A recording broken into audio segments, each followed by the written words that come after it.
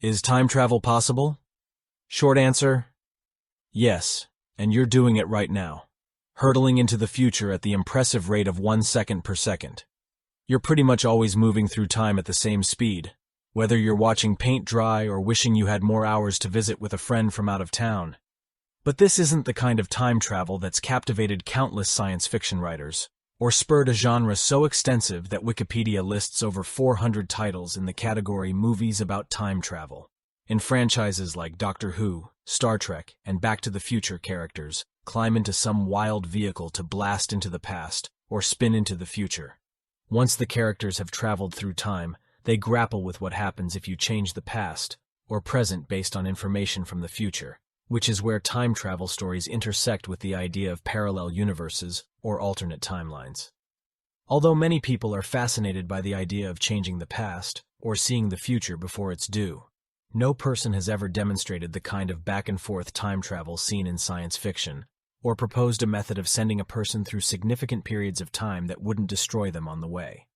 And, as physicist Stephen Hawking pointed out in his book, Black Holes and Baby Universes, the best evidence we have that time travel is not possible, and never will be, is that we have not been invaded by hordes of tourists from the future. Science does support some amount of time bending, though. For example, physicist Albert Einstein's theory of special relativity proposes that time is an illusion that moves relative to an observer. An observer traveling near the speed of light will experience time, with all its after-effects much more slowly than an observer at rest. That's why astronaut Scott Kelly aged ever so slightly less over the course of a year in orbit than his twin brother who stayed here on Earth. There are other scientific theories about time travel, including some weird physics that arise around wormholes, black holes, and string theory. For the most part, though, time travel remains the domain of an ever-growing array of science fiction books, movies, television shows, comics, video games, and more. Einstein developed his theory of special relativity in 1905. Along with his later expansion, the theory of general relativity, it has become one of the foundational tenets of modern physics. Special relativity describes the relationship between space and time for objects moving at constant speeds in a straight line. The short version of the theory is deceptively simple. First, all things are measured in relation to something else. That is to say, there is no absolute frame of reference. Second, the speed of light is constant. It stays the same no matter what, and no matter where it's measured from. And third, nothing can go faster than the speed of light. From those simple tenets unfolds actual real-life time travel. An observer traveling at high velocity will experience time at a slower rate than an observer who isn't speeding through space.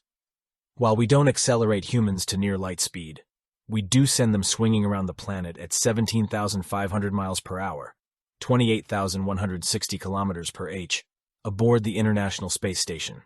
Astronaut Scott Kelly was born after his twin brother and fellow astronaut Mark Kelly. Scott Kelly spent 520 days in orbit, while Mark logged 54 days in space. The difference in the speed at which they experienced time over the course of their lifetimes has actually widened the age gap between the two men. So, whereas I used to be just 6 minutes older, now I am 6 minutes and 5 milliseconds older, Mark Kelly said in a panel discussion on July 12, 2020. Now I've got that over his head. The difference that low Earth orbit makes in an astronaut's lifespan may be negligible, better suited for jokes among siblings than actual life extension or visiting the distant future. But the dilation in time between people on Earth and GPS satellites flying through space does make a difference. The Global Positioning System, or GPS, helps us know exactly where we are by communicating with a network of a few dozen satellites positioned in a high Earth orbit. The satellites circle the planet from 12,500 miles, 20,100 kilometers away, moving at 8,700 miles per hour, 14,000 kilometers per h. According to special relativity, the faster an object moves relative to another object, the slower that first object experiences time. For GPS satellites with atomic clocks, this effect cuts 7 microseconds, or 7 millionths of a second off each day, according to the American Physical Society publication Physics Central. Then, according to general relativity, clocks closer to the center of a large gravitational mass like Earth tick more slowly than those farther away. So, because the GPS satellites are much farther from the center of Earth compared to clocks on the surface, Physics Central added, That adds another 45 microseconds onto the GPS satellite clocks each day. Combined with the -7 microseconds from the special relativity calculation, the net result is an added 38 microseconds. This means that in order to maintain the accuracy needed to pinpoint your car or phone, or since the system is run by the U.S. Department of Defense, a military drone, engineers must account for an extra 38 microseconds in each satellite's day. The atomic clocks on board don't tick over to the next day until they have run 38 microseconds longer than comparable clocks on Earth. Given those numbers, it would take more than 7 years for the atomic clock in a GPS satellite to unsync itself from an Earth clock by more than a blink of an eye. We did the math. If you estimate a blink to last at least 100,000 microseconds, as the Harvard database of useful biological numbers does, it would take thousands of days for those 38 microsecond shifts to add up.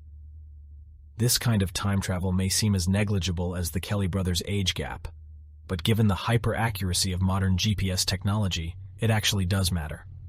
If it can communicate with the satellites whizzing overhead, your phone can nail down your location in space and time with incredible accuracy. General relativity might also provide scenarios that could allow travelers to go back in time, according to NASA. But the physical reality of those time travel methods is no piece of cake.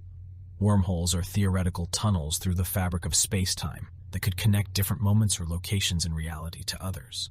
Also known as Einstein-Rosen bridges or white holes, as opposed to black holes, speculation about wormholes abounds. But despite taking up a lot of space or space-time in science fiction, no wormholes of any kind have been identified in real life. The whole thing is very hypothetical at this point. Stephen Shu, a professor of theoretical physics at the University of Oregon. No one thinks we're going to find a wormhole anytime soon. Primordial wormholes are predicted to be just 10 circumflex 34 inches, 10 circumflex 33 centimeters, at the tunnel's mouth. Previously, they were expected to be too unstable for anything to be able to travel through them. However, a study claims that this is not the case.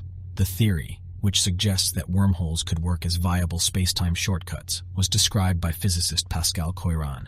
As part of the study, Coiron used the Eddington-Finkelstein metric, as opposed to the Schwarzschild metric, which has been used in the majority of previous analyses. In the past, the path of a particle could not be traced through a hypothetical wormhole.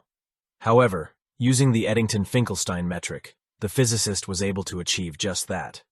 While Einstein's theories appear to make time travel difficult, some researchers have proposed other solutions that could allow jumps back and forth in time.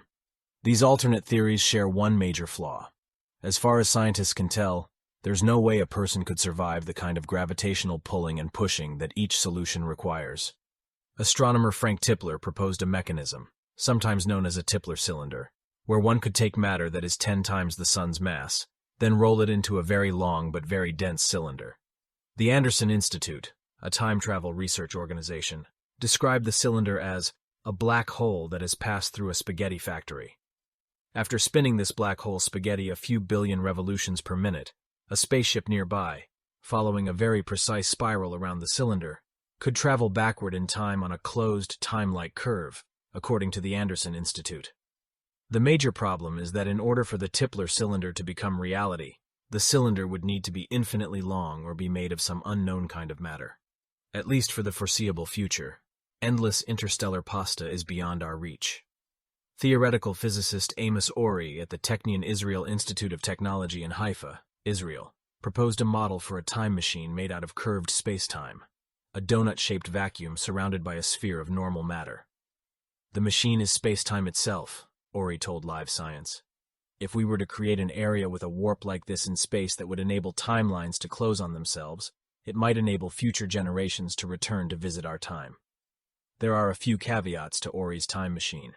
First, visitors to the past wouldn't be able to travel to times earlier than the invention and construction of the time donut.